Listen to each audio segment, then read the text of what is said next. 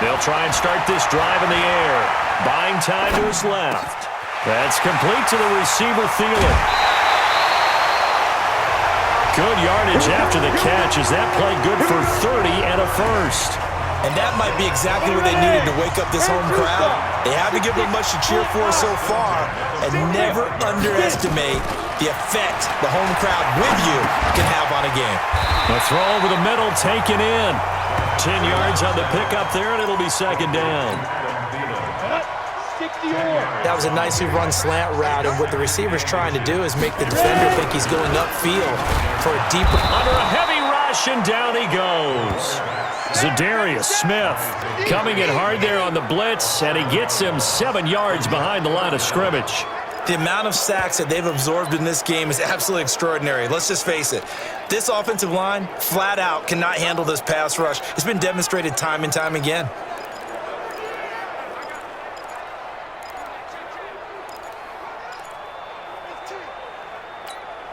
In need of a conversion on third down. They had the big play to start the drive. Not much sense. He'll look to throw. He's got it complete to Stephon Diggs. And a pretty nice tackle there, ranging up from his free safety spot as he'll stop him about a yard short. So much about offense is what you call hidden yardage. You know, you throw the ball to someone, they catch it, and then they can make a big play. You know, they create a play, run after catch. They did a really nice job there of limiting that and keeping him from a first down. Yeah, stopped him in his tracks.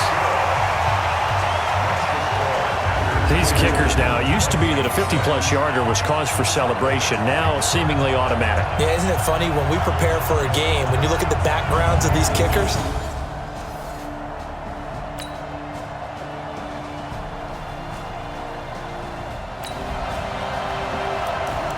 so this offense will head back out there, already in excellent field position thanks to the interception. 30 base. Let's go, defense. Let's go, defense. Fight. First down, here's the run with Cook. A short gain here, maybe a yard to the 29. Well, we saw him there trying to get it to the outside, trying to get to the perimeter, but not a whole lot of room there. But there's got to be one positive to that. If you keep moving laterally, creases tend to develop as the game moves on, and they can run it back inside later. Now a second down throw for the end zone, but it's incomplete. The turnover put them in great field position. They don't want to squander it with third down coming up. No, not at all. And you know what else you do? You make your defense mad. Yeah. They got you the football, gave you a great opportunity. You got to cash in and get some points. Back to throw here. Forced out to his left. That's incomplete, but there is a flag down, so hang on. A big call coming on third down. So they decline it as that will bring up fourth. And I know that yardage and field position are keys to any game played, but you got to consider downs when you're talking about penalties, and they wisely did not take that one and made it fourth down. So that one is his third of the game. Now, if you're wondering, that's only halfway to his career high, as he once had 6 field goals. Brandon, but 6? Let's hope we don't get...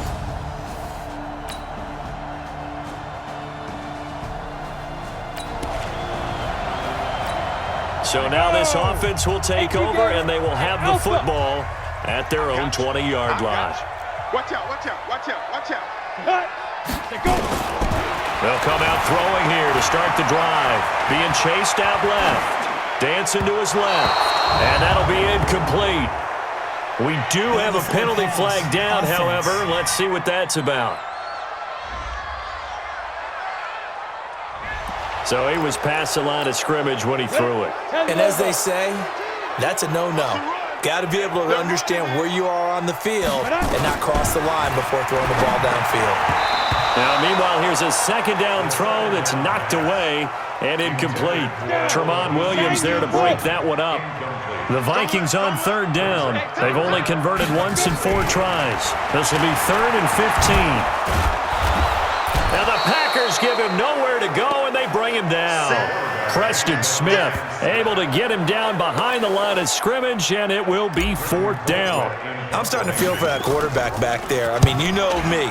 Normally, don't have a lot of empathy for the QB, right? In this case, definitely. He's been on constant duress this entire game. I don't know how he's surviving back there. And to think, there's still a long way to go in this football game. Give him 11 yards that time on the return, and it'll be Packer football here. 1st down and 10. Now Aaron Rodgers and the offense heading back onto the field.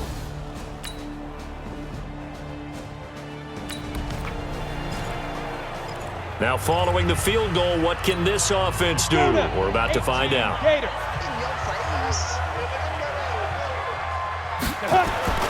On play action, they'll throw out to his left.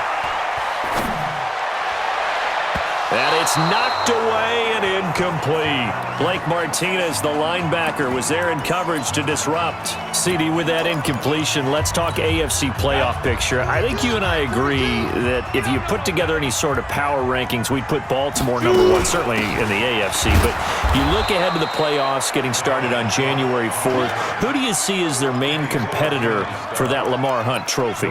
Well, tradition and us not wanting to be wrong dictates that we say New England next, and rightly so because of the number of Lombardi trophies they've won, how they've always played at this time of year. But the bottom line to me is the prime contenders right now for Baltimore, Kansas City. Patrick Mahomes has got it together. The defense is playing better. And Buffalo really showed me something when they beat Pittsburgh in Pittsburgh on a Sunday night in Week 15. Now a run with Cook. And they've got it well across midfield down to the 40 before it's all said and done. Ready, break. Coming up at halftime in a little less than 2 minutes, we'll send you to Orlando where Jonathan Coachman is standing by. He'll have highlights and analysis of this first half. And he works it past the 30, almost to the 25. They get 14 there. 1st down, Vikings. As a passer, you're always trying to find that open window to throw the ball downfield. How about this one? Right in the middle of the field, right in the heart of a defense. And a big loss here as he's taken down.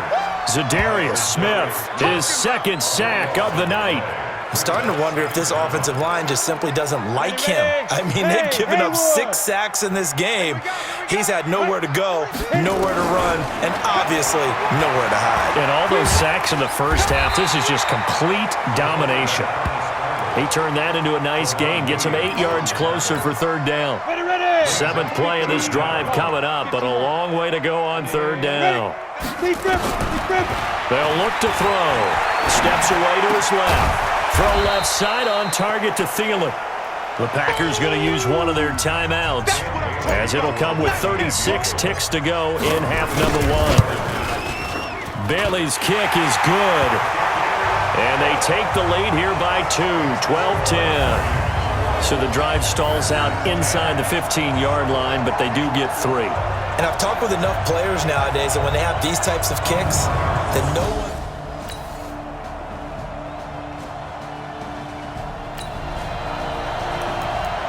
This offense ready to get back out there as they'll have the football to start the 3rd quarter.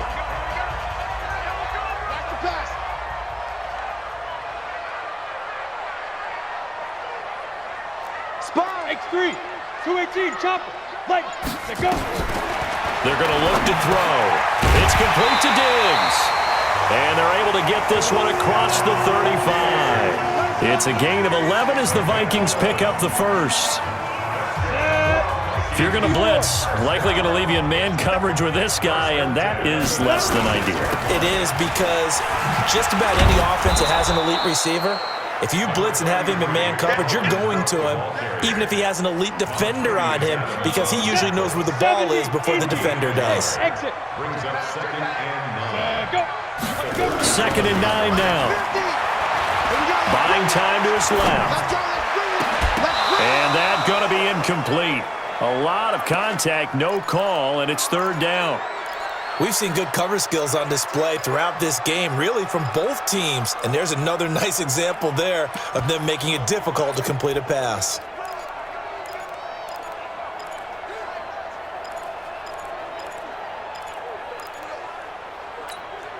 After an incomplete pass on second down, that'll leave him trying to convert on 3rd and 9. Looking to throw. Oh, incomplete. Nearly the pick they needed. They would have loved one there, but at least it does get them to 4th down. Not only was the call spot on, how about the execution of that defense right there? The zone was absolutely locked up tight. He was trying to force it in there on 3rd down. But if there's a time to force it, he felt like he needed to make a play, right? Yeah, exactly right. 3rd down, you got to try and find something. There's nothing available there for him. And for an offense that is struggling, this is not where you want to start from. Great.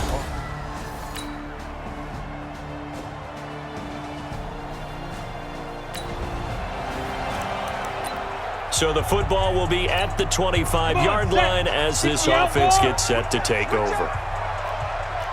64, weak. Shoot. They'll look to throw here. That one into the hands of Thielen, complete. And they get him down, but not before he takes it across the 40-yard line. It's a gain of 16, and the Vikings have the 1st down as well. One play has him up past the 40 already, and another 1st and 10. They'll set up to throw. Forced out to his left. And his throw's going to be incomplete. Johnson was the intended receiver, and that'll bring up 2nd down. With that incompletion, you know, Charles, one of the big storylines in the final few weeks of the season lies in the AFC South. Tennessee and Houston battling back and forth. Houston won round 1, week 15, a victory in Nashville. But which of those two teams do you think has the potential to go deeper in the playoffs? Well, Tennessee just lost at home to Houston, and now we'll have to go on the road to play them again in week 17. So I would say, on the surface, you would think Houston. They have the quarterback as well in Deshaun Watson that scares everyone. But I'm picking Tennessee as the team that could go deeper because of their defense. That's really a top 5 defense on any given Sunday. Their ability to rush the passer, their ability to play the ball in the air. I like that Tennessee team, and I think Ryan Tannehill, the switch to him at quarterback, has really energized that club. A curious decision to go for it, but it pays off with a 1st down. The 4th down run successful. Now they look to pay it off on 1st down. They'll let their wide receiver take this one. It's Diggs. And a 6-yard gain gets them right around the 43. Let's talk a little football 101 here, because one of the keys to advancing the ball downfield, success on 1st down. Huge difference, as we know, between 2nd and 4 and 2nd and 8 and 9. And he'll go down here at the 35-yard line. Yeah, once more, strong running, excellent blocking at the point of attack. They've got a nice little drive brewing right here. Following the good run by Cook, here's another 1st and 10. He'll drop to throw. And they're able to get this one past the 30 down to the 25. It's a gain of 11 as the Vikings pick up the 1st. This quarterback now 6 for 6 since coming back out of the locker room. It's 1st and 10. Back to throw. Stepping up, he'll try and run. Opted to run for it. The decision a good one. Picking up the 1st, getting 14 yards on the scramble. Partner, he was going through his progressions. Not there, not there. After about the 3rd one, he decided he better pull it down and run for it. And he slides down and avoids the hit for good measure. He'll look to throw.